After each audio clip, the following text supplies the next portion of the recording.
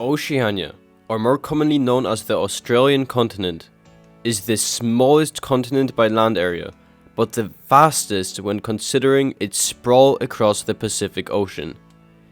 Its island nations and territories are often overlooked due to their relative isolation, but they provide fascinating insights into the geopolitics of human societies and the transformative effects of globalization. Hey Slavic Vikings, and welcome to Geopolitics of Oceania. Starting with the land down under, Australia. Australia is a prosperous nation enjoying a high standard of living and greater levels of freedom compared to many of its Western counterparts, including the United States, the country that famously claims to own freedom. Its economic wealth is inextricably linked to its abundant natural resources.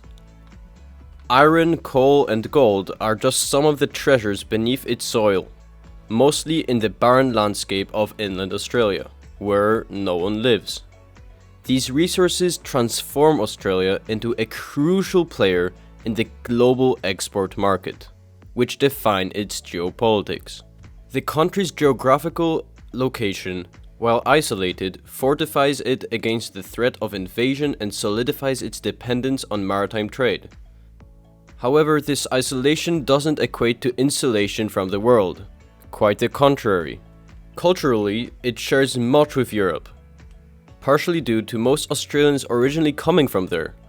It loves Europe so much that it is even in Eurovision, a Europe-based music performance competition.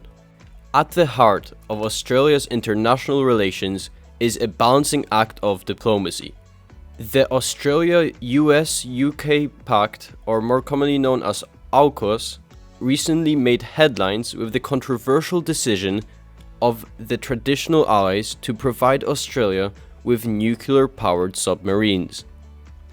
This deal signifies an important shift in the geopolitics of the Indo-Pacific region, positioning Australia as a bulwark against China's growing influence. As for closer neighbours, Indonesia's stability plays a crucial role in Australia's foreign policy. Any potential insecurity in Indonesia could impact Australia's maritime trade routes and pose threats like piracy. Consequently, Australia actively invests in ensuring Indonesia's stability.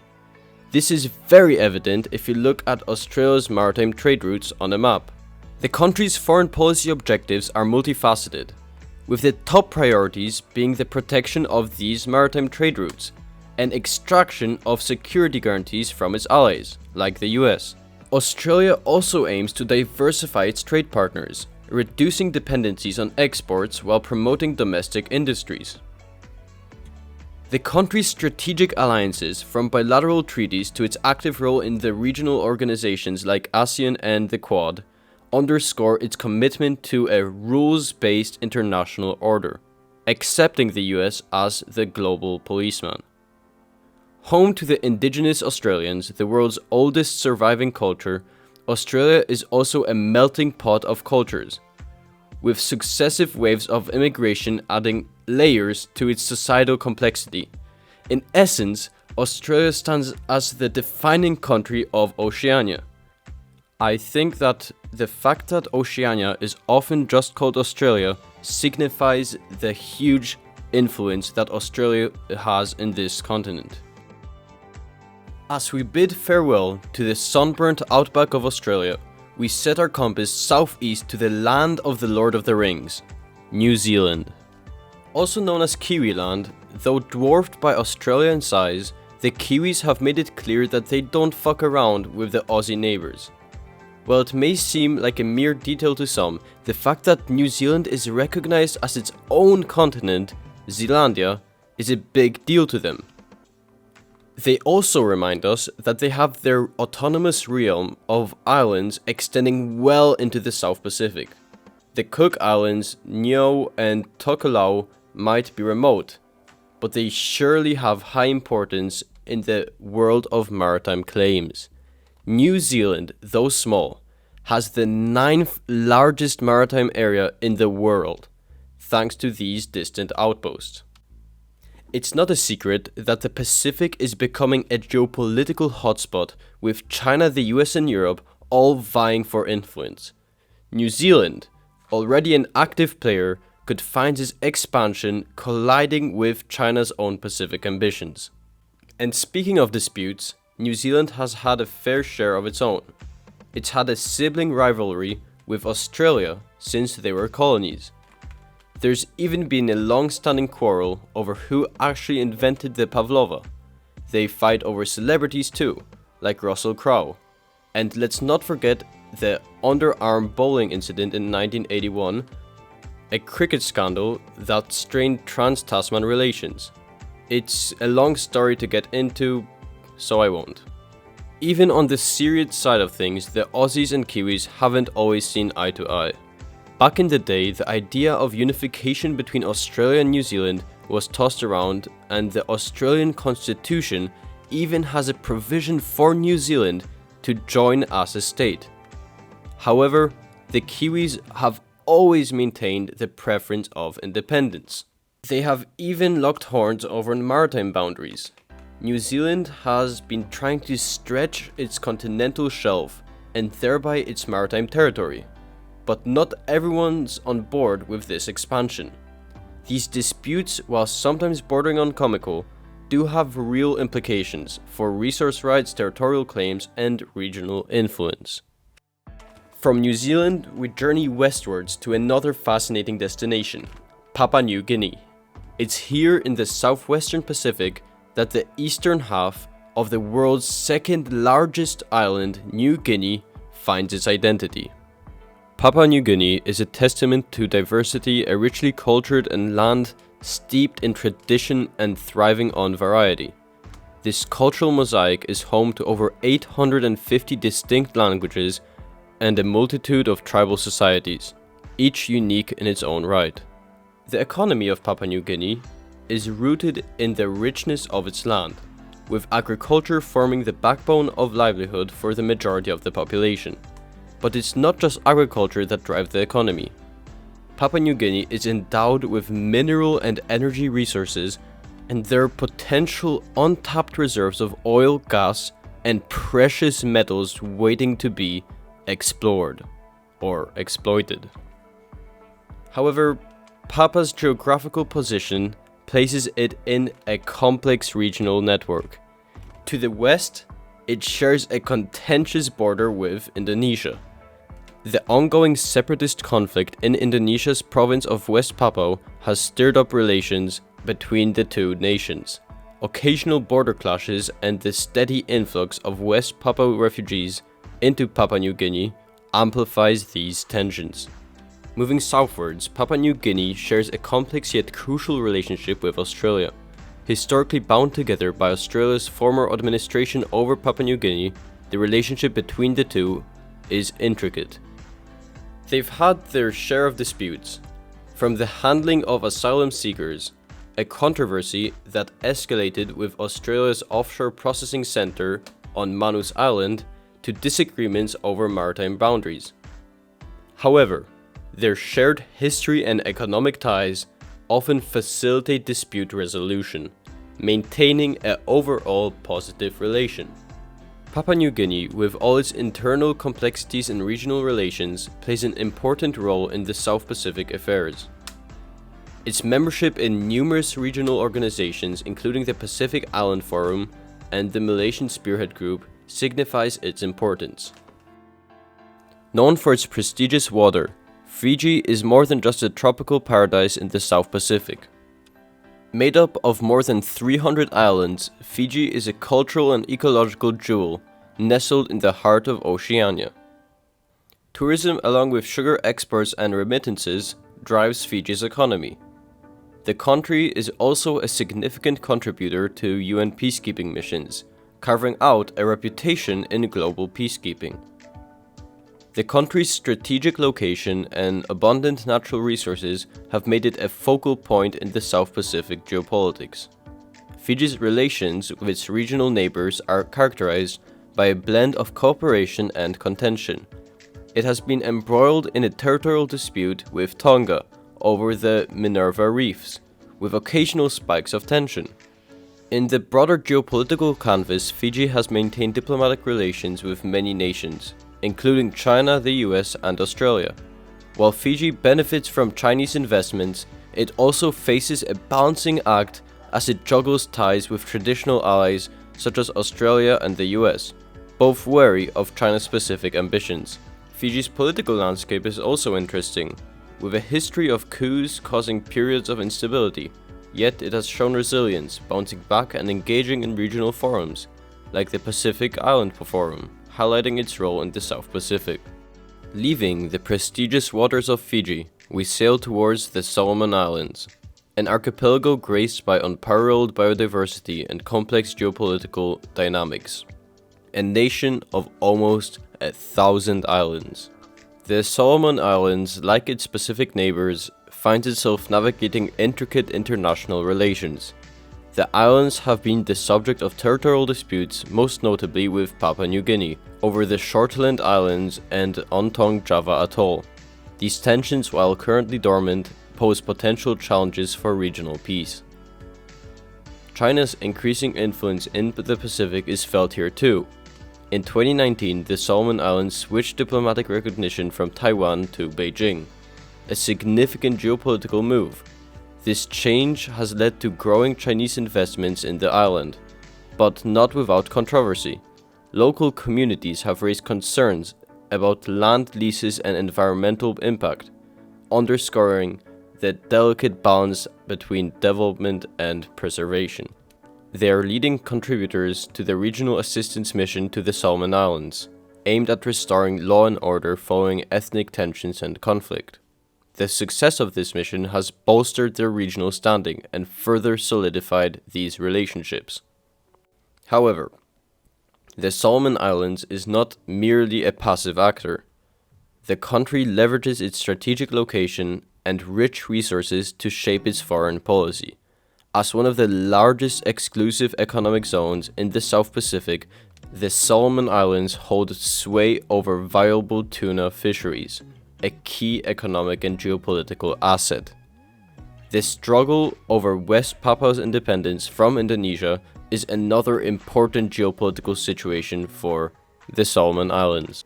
This country, along with several Pacific nations, has advocated for West Papua's independence on international platforms, creating diplomatic ripples with Indonesia. Now we move from the intricate dynamics of the Solomon Islands to the vibrant cultural tapestry of Vanuatu. This Y-shaped chain of islands seems isolated from power struggles typically associated with larger countries. However, its strategic location in the South Pacific has brought it into the limelight of international diplomacy. The maritime boundaries of Vanuatu have been a subject of dispute, notably with France over the Matthew and Hunter Islands. The islands, which Vanuatu views as the southernmost part of its territory, are also claimed by the French territory of New Caledonia. Like the Solomon Islands, Vanuatu has not escaped China's expanding influence. The country has been the recipient of substantial Chinese investment, fueling its development but also raising questions of dependency and sovereignty. These concerns have been further exacerbated by reports of potential Chinese military base in Vanuatu, which both China and Vanuatu have denied, but raised eyebrows with Australia and New Zealand. Speaking of, Vanuatu's relationship with Australia and New Zealand are central to its foreign policy. Both countries have been crucial development partners, providing aid and support in areas ranging from infrastructure to climate change mitigation. Yet, Vanuatu is keen to assert its independence, carefully managing these relations while seeking diversified partnerships. Another thing Vanuatu shares with the Solomon Islands is its proactive role in championing the cause of West Papua's independence, despite the potential of straining its relations with Indonesia. Vanuatu has been an outspoken advocate on this issue, reflecting its commitment to the principle of Melanesian solidarity. Speaking of solidarity, the Pacific Island Forum, or the PIF, is a political grouping of 18 independent and self-governing states, created in 1971 it exists to enhance cooperation between the Pacific Island countries and to provide a united voice on issues of common concern. One of PIF's most notable actions is the adaptation of Biketawa Declaration in 2000.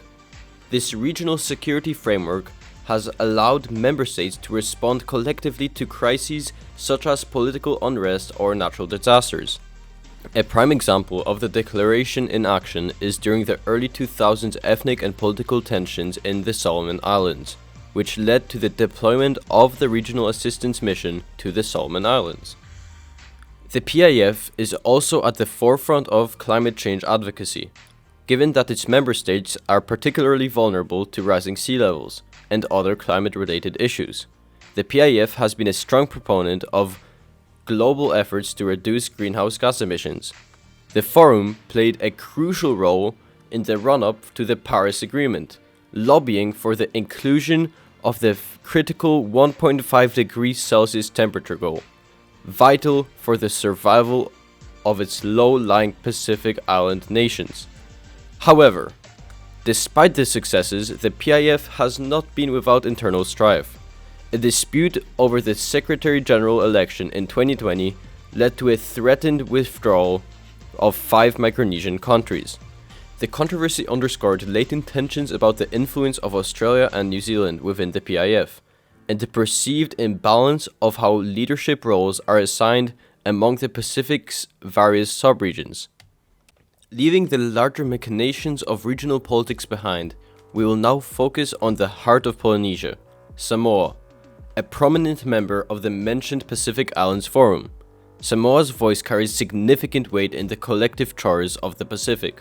Samoa, formerly known as the Independent State of Samoa, consists of 9 volcanic islands located south of the equator. One of Samoa's unique geopolitical facets is its relationship with the United States, especially with its neighbor, American Samoa. The two share cultural and familiar ties that span centuries, but they are under 2 different political jurisdictions. The partition happened when the Tripartite Convention of 1899 divided the Samoan archipelago between Germany, or Western Samoa, and the United States, or Eastern Samoa. Western Samoa gained independence in 1962 and became independent state of Samoa, as we know today.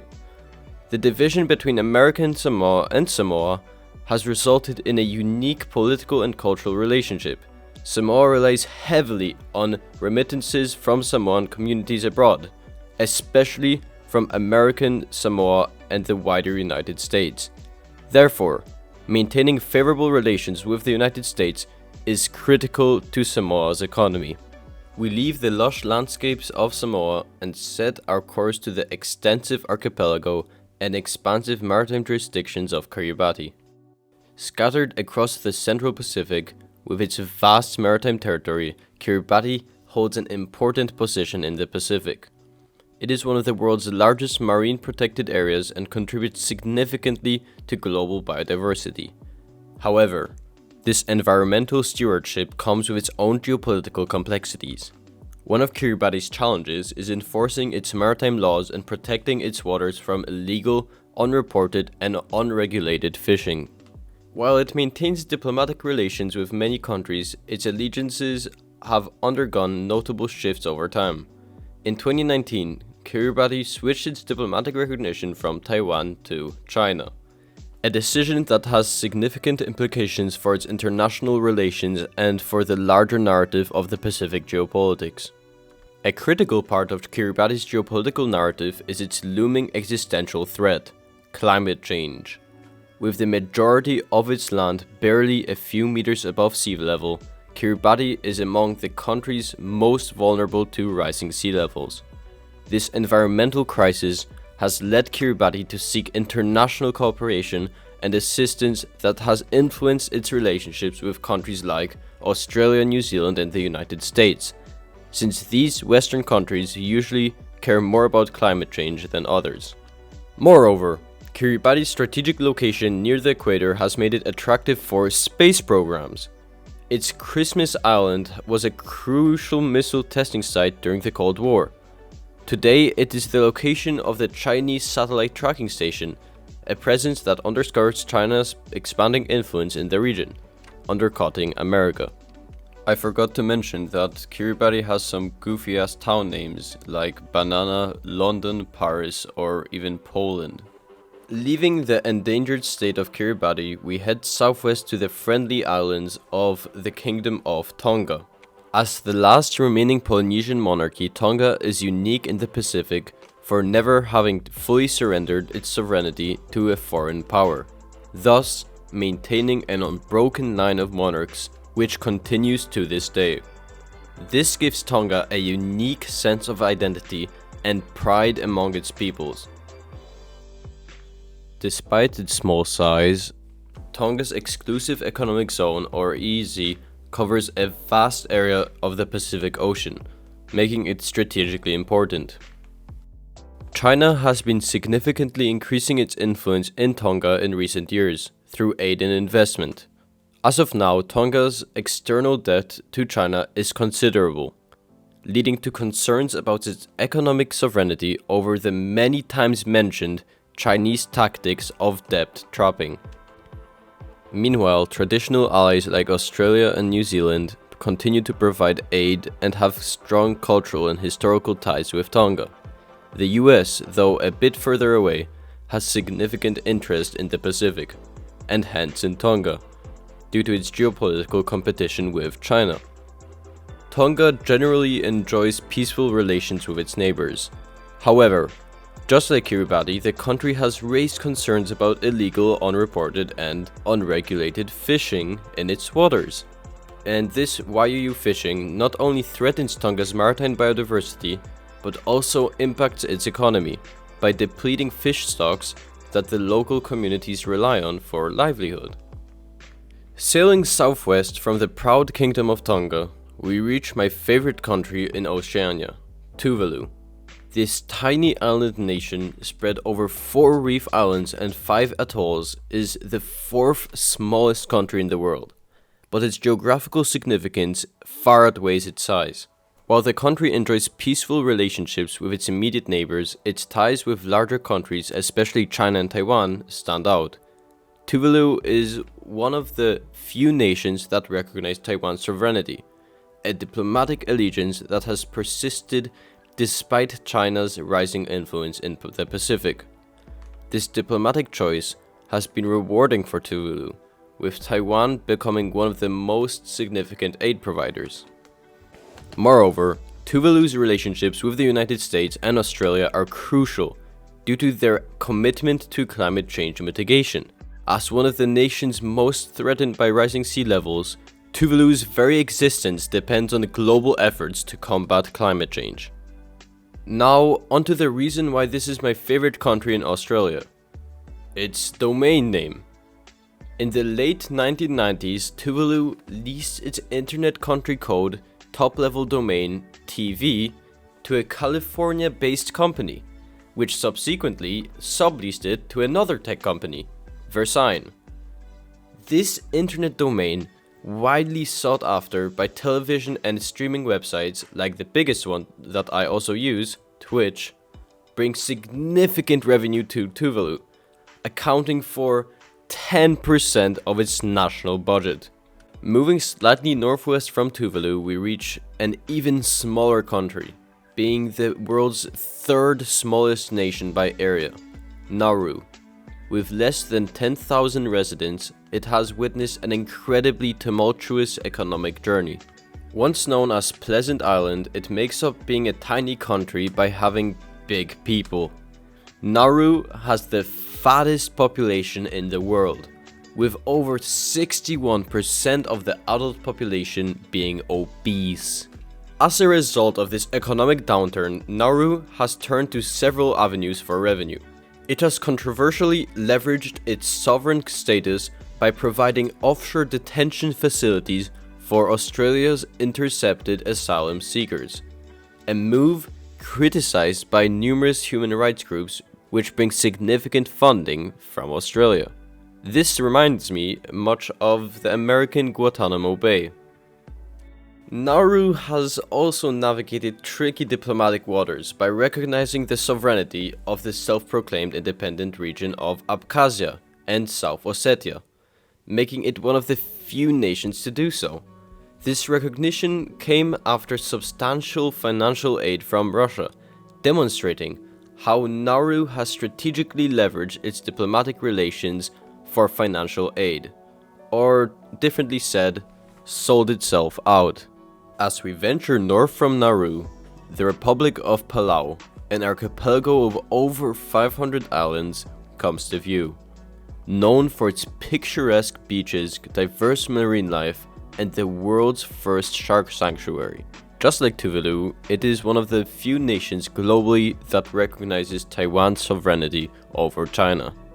This stance influenced in part by the substantial development assistance they received from Taiwan. In fact, Palau's relationship with China is quite complex. Chinese tourists used to form a significant part of Palau's tourism industry, until China banned its citizens from visiting Palau due to the latter's diplomatic ties with Taiwan. This is emblematic to the wider issue where China has used economic influence to pressure smaller nations into adhering to its foreign policy. The United States also figures prominently in Palau's international relations. The two nations share a compact of free association, which allows the US military unrestricted access to Palau's territories, while providing financial assistance, defense, and the ability for Palauans to live and work in the US. Palau's strategic location in the Pacific makes it a valuable asset to the US, particularly in the context of countering Chinese influence in the region. As an active member in the Pacific Island Forum, just like other small islands, Palau often emphasizes the need for stronger action on climate change, given the existential threat it poses to low-lying island nations. Palau has also taken a stand on environmental preservation, banning certain types of sunscreen harmful to coral reefs, and creating a vast marine sanctuary to protect its ecosystems. Moving on, we encounter two island nations with intriguing tales, the Marshall Islands and the federal states of Micronesia. First up are the Marshall Islands, an archipelago scattered over 180,000 square miles in the Pacific.